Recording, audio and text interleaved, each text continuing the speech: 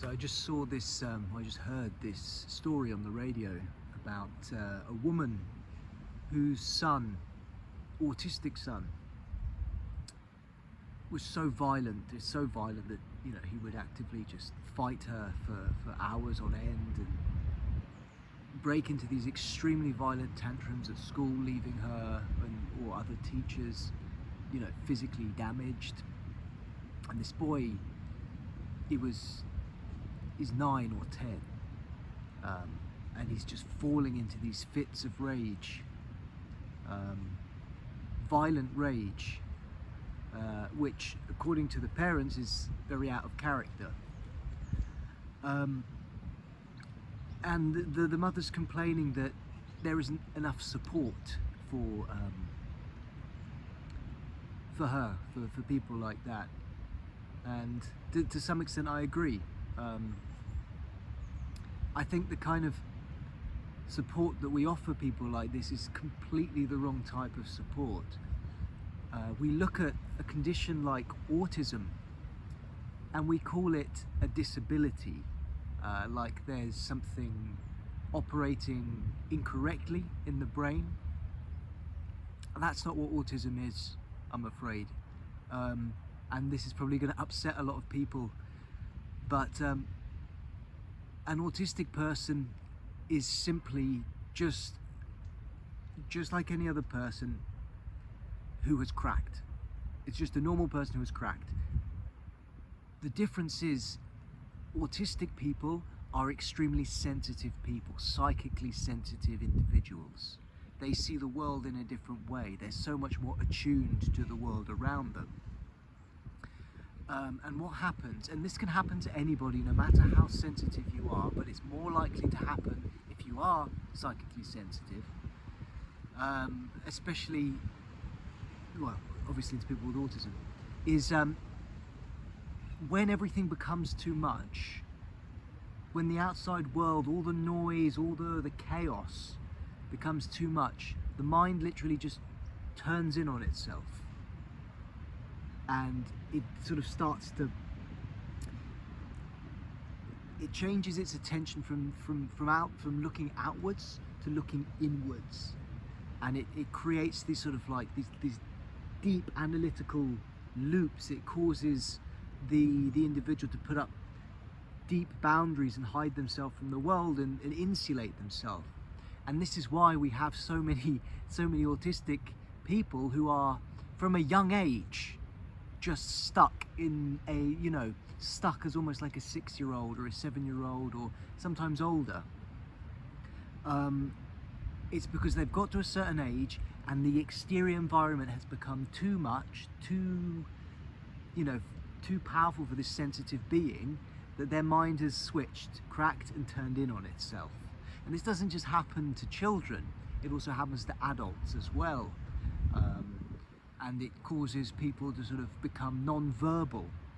There's autistic people, sensitive people who have gone through a lot of their life until, you know, obviously the longer you stay in this world, the more resilient you become, but still, it happens that people get to adulthood and they crack and they just become non-verbal. They can't communicate anymore. Their mind just turns in on themselves and they can't express themselves the same way. These are defense mechanisms for the sensitive person. We need to stop looking at this as like a disorder, because it's not. Anyone can experience these breaks, and people have.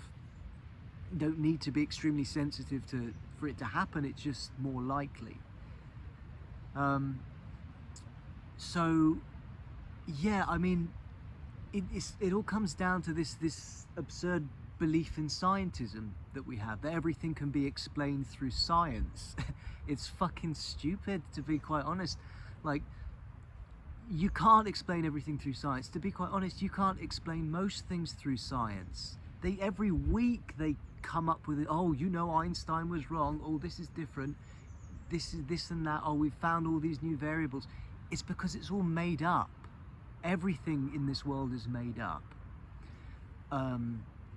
You know what? I'll go back to just this autism thing.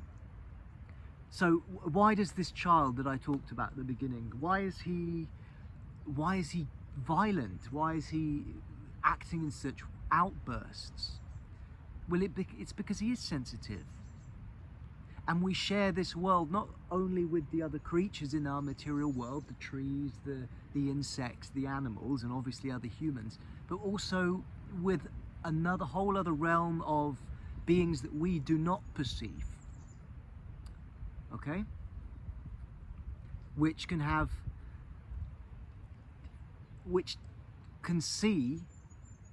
target somebody who has sensitivities, who perhaps doesn't have the education to use a word, the training to be able to defend their mind, and they can find ways into the psyche of these people, and they can hijack these people for a period of time.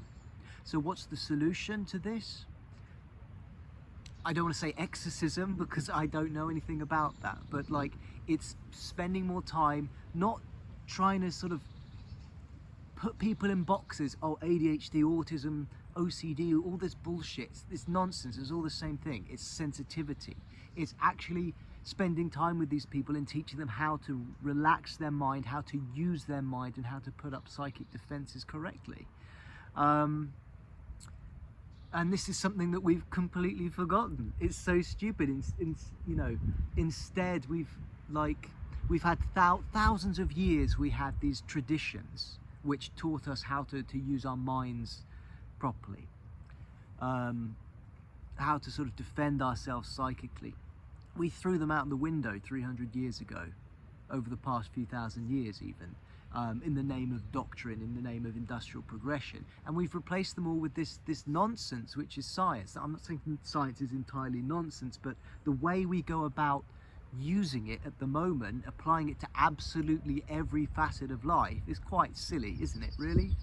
A lot of things can't be measured, or are not meant to be measured. You know, you can only measure so much anyway. The deeper you go into mathematics, the more elaborate and ridiculous it becomes, because there is no final answer to these things. Anyway, I'm going back again. If you want to help these people, teach them how to approach the world from a different perspective, from a psychic perspective. We need more of this.